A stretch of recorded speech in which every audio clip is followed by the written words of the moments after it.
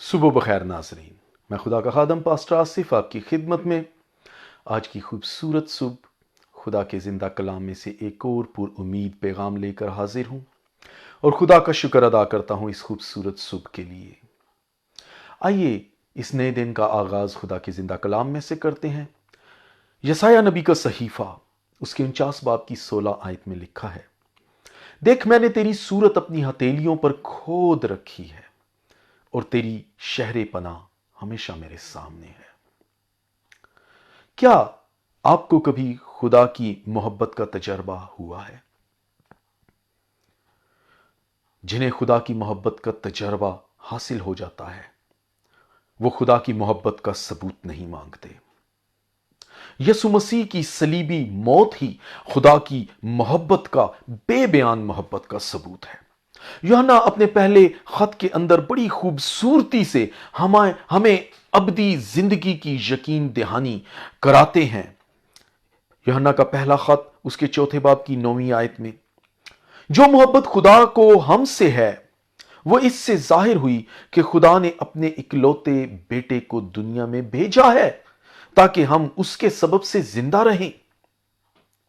خدا کے ہاتھ ہمارے گناہوں کے باعث زخمی ہوئے اور اس نے ہمارے گناہوں کو اپنی ہتھیلیوں پر برداشت کیا جب صلیب پر اس کے ہاتھوں کو کیلوں سے جڑا جا رہا تھا۔ وہ گناہ جن کے باعث ہمارے چہروں کو مسخ ہونا تھا، ان کو اس نے اپنے ہاتھوں پر لے کر اپنے ہاتھوں کو مسخ کر دیا تاکہ ہمارے چہرے مسخ شدہ نظر نہ آئیں۔ اس بات کا یقین رکھیں کہ ہمارے گناہوں کے باعث اس کے ہاتھ کبھی مندمل نہیں ہوتے اور اس کے ہاتھوں پر ہماری صورتیں کھدی رہتی ہیں جن کے باعث وہ ہمیں بادشاہی کے اندر لے کر گیا۔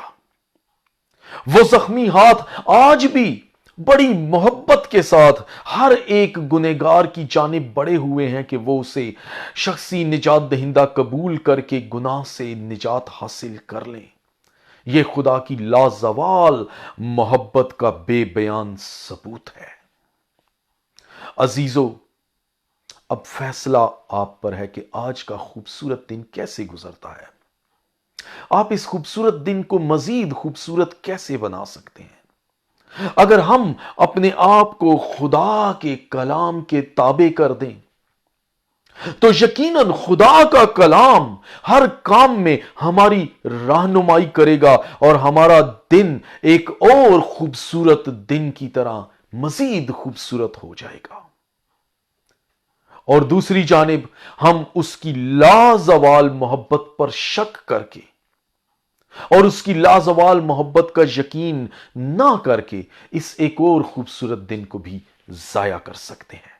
فیصلہ آپ پر ہے۔